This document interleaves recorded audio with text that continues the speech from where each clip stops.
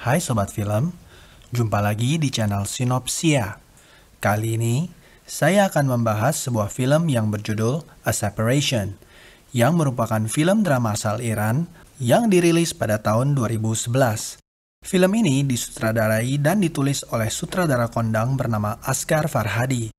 Film ini bercerita tentang sepasang suami istri yang dihadapi dengan sebuah pilihan hidup yang sulit, antara memperbaiki kehidupan mereka dengan hijrah ke luar negeri atau tetap tinggal di Iran untuk menjaga ayah mereka yang sudah tua dan pesakitan. Pilihan mereka dipersulit karena mereka tiba-tiba dilanda oleh sebuah masalah, yang mana mereka harus bersatu menjadi sebuah keluarga yang utuh agar bisa terbebas dari masalah ini. Film ini banyak memenangkan penghargaan sebagai salah satu film terbaik di zamannya. Sampai-sampai banyak film kritik yang menganggap film ini sebagai film terbaik yang dirilis pada tahun 2011. Walaupun film ini adalah sebuah film berbahasa asing. Penasaran dengan ceritanya? Mari kita bersama-sama masuk ke dalam alur ceritanya.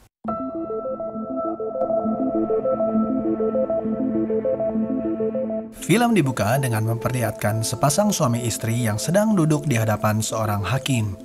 Si istri yang bernama Simin mau menceraikan suaminya Nader, lantaran sebenarnya ia ingin meninggalkan Iran bersama Nader dan anaknya Termeh. Tetapi Nader tidak ingin meninggalkan ayahnya yang menderita penyakit Alzheimer. Alhasil, ia pun menuntut cerai suaminya dan ingin membawa anaknya pergi. Lalu, hakim memutuskan bahwa masalahnya ini tidak bisa digunakan sebagai landasan untuk bercerai. Maka dari itu, sang hakim pun menolak permohonan cerai mereka. Setibanya di rumah, Simin membereskan barang-barangnya. Ia hendak keluar dari rumah dan pulang ke rumah orang tuanya. Sedangkan Termeh memutuskan untuk tetap tinggal di rumah dengan ayah dan kakeknya. Ayah Nader adalah seorang penderita Alzheimer yang sudah tidak mampu mengurus dirinya sendiri. Maka dari itu, Nader memutuskan untuk memperkerjakan seorang wanita bernama Razieh. Razieh yang sedang hamil 4 bulan ini akan mengurus ayahnya saat Nader bekerja di siang hari. Razieh sangat membutuhkan pekerjaan ini karena suaminya juga sedang tidak bekerja, dan sekarang mereka juga sedang terjerat hutang karena meminjam dari rentenir. Di hari pertama, Razieh membawa anaknya Somayeh untuk menemaninya saat dia bekerja di sana. Sorenya, ia langsung meminta berhenti kepada Nader karena ia merasa tidak sanggup untuk melakukan pekerjaan ini. Tetapi ia mengenalkan pekerjaan ini ke suaminya, Hojat, yang mana Hojat juga telah setuju untuk menggantikan Razieh. Esoknya, ternyata Hojat tidak bisa datang ke rumah Nader karena ia dilaporkan ke polisi oleh rentenir karena tidak mampu membayar hutang-hutangnya. Alhasil, Razieh lah yang tetap bekerja di rumah itu. Sorenya, saat Razieh sedang membersihkan tangga akibat isi kantong sampah yang tumpah, tiba-tiba ayah Nader menghilang. Sontak saja, Razieh langsung berlari dengan panik ke bawah untuk mencarinya. Untungnya, orang tua itu ditemukan di seberang jalan sedang membeli koran. Keesokannya, Nader dan Termeh yang pulang ke rumah di sore hari mendapati bahwa ayah Nader terbaring tidak sadarkan diri di lantai kamarnya, dengan keadaan kedua tangannya yang terikat di rangka kasur. Sedangkan Razieh dan Somayeh tidak terlihat batang hidungnya. Beberapa saat setelah itu, Razieh dan Somayeh tiba di rumah dan Nader langsung memarahinya dan menuduhnya telah mencuri uang di dalam kamarnya, yang sebenarnya tidak ia lakukan. Nader langsung mengusir Razieh keluar dari rumahnya, tetapi Razieh menolak lantaran ia belum dibayar oleh Nader. Nader mendorongnya sampai ia terjatuh beberapa anak tangga. Sorenya, Nader mendapat kabar dari Simin bahwa ia menerima telepon dari saudara Razieh. Kabarnya, Razieh sekarang sedang berada di rumah sakit. Mereka pun segera pergi ke rumah sakit itu dan mendapati bahwa Razieh telah mengalami keguguran. Nader dan Simin mendatangi suami Somayeh yang bernama Hojat di lobi rumah sakit. Awalnya mereka berniat untuk membantu.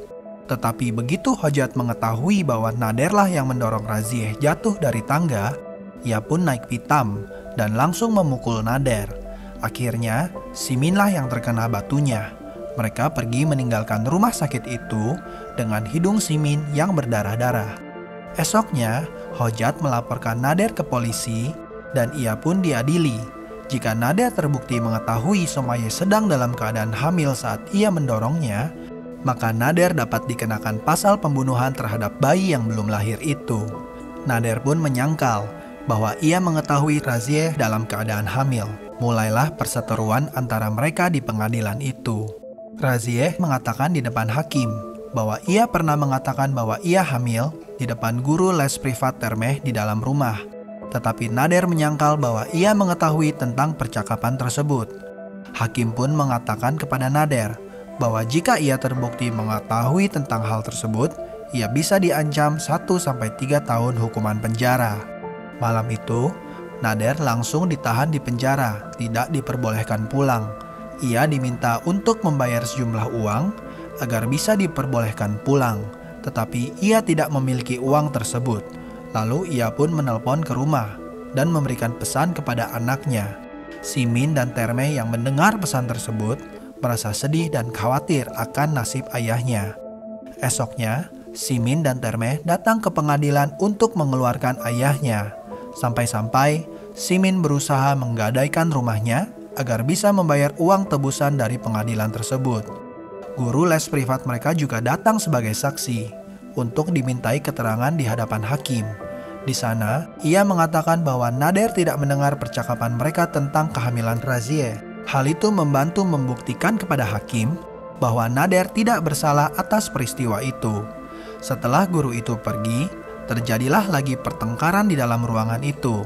Lantaran Nader akhirnya melaporkan Razieh yang telah mengikat ayahnya di ranjang, mengunci, lalu meninggalkannya sendirian di rumah pada hari itu, dan bisa dipenjara juga akibat hal ini. Mendengar itu, Hojat pun marah besar terhadap Nader dan hakim. Hakim yang tidak senang dengan nada bicara Hojat pun memutuskan untuk memenjarakan Hojat karena dianggap telah menghalang-halangi persidangan. Akhirnya, Razieh menangis dan memohon-mohon kepada hakim untuk tidak melakukan hal tersebut. Merasa iba, Nader juga memohon kepada hakim agar tidak memenjarakan Hojat. Di luar, Termeh memohon kepada ayahnya agar meminta ibunya untuk pulang ke rumah, dan Nader pun berjanji akan melakukannya. Di perjalanan pulang, Termeh menanyakan ke ayahnya, apakah sebenarnya ia tahu kalau Razieh sedang dalam keadaan hamil. Karena ibunya merasa kalau ayahnya sebenarnya sudah tahu tentang hal ini. Hal ini langsung disangkal oleh Nader, dan ia juga mengatakan kepada anaknya untuk berhati-hati, karena ibunya sedang berusaha untuk membuatnya membenci ayahnya. Kemudian penyidik datang ke rumah Nader untuk melakukan reka ulang kejadian. Di sana, Nader mendemonstrasikan bahwa ia tidak bisa mendorong Razieh jatuh dari tangga, karena pintu rumah tersebut berhadapan dengan railing tangga, bukan dengan anak tangga itu sendiri. Hal ini menambah kekesalan Hojat terhadap Nader dan keluarganya.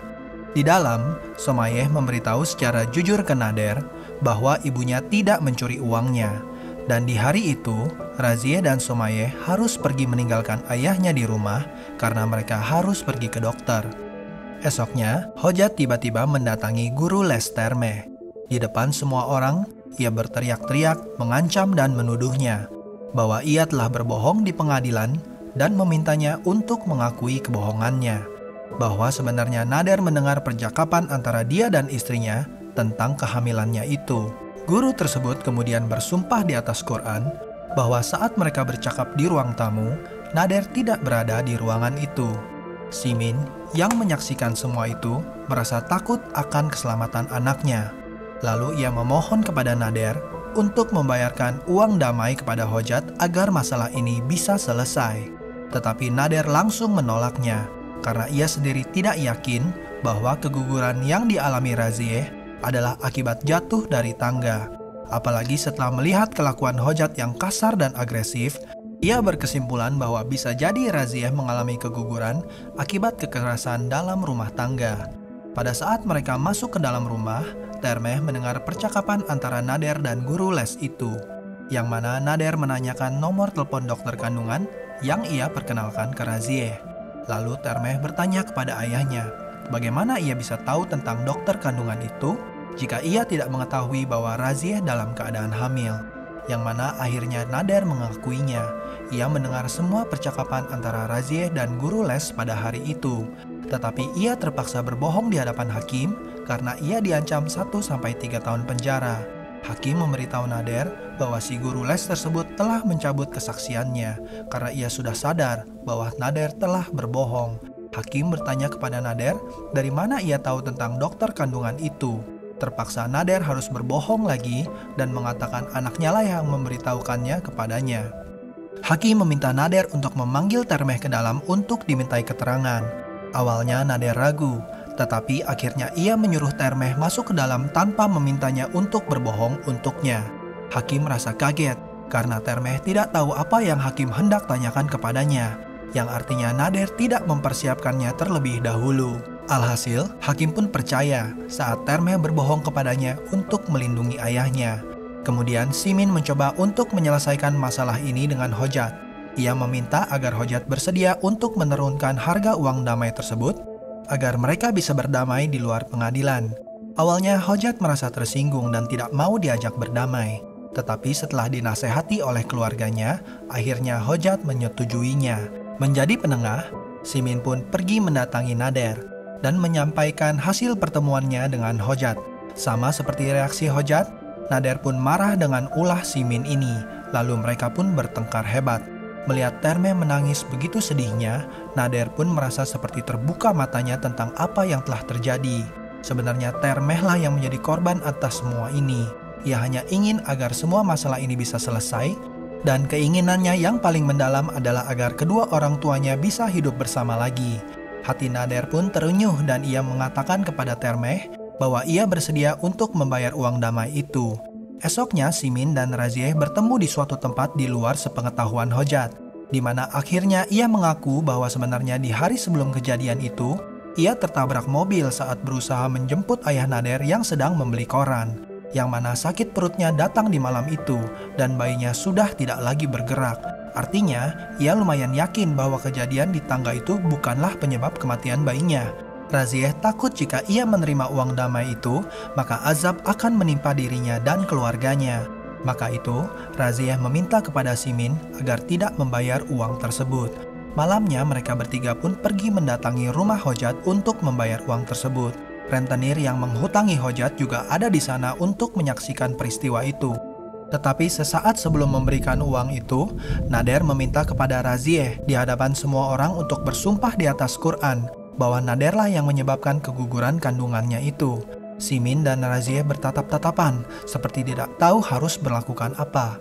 Setelah itu, Razieh mengaku kepada Hojat bahwa ia tidak yakin Naderlah yang menyebabkan keguguran kandungannya, karena di hari sebelumnya, ia tertabrak mobil dan malamnya ia merasa sakit di perutnya. Mendengar pengakuan istrinya, Hojat kaget seperti tersambar petir. Ia berpikir sejenak, lalu meminta istrinya keluar dan bersumpah. Tetapi Razieh menolaknya karena takut akan azab yang menimpa keluarganya jika ia berbohong. Merasa terdesak dan frustasi, Hojat memukul-mukul dirinya sendiri dan langsung pergi dari rumahnya dengan sangat marah.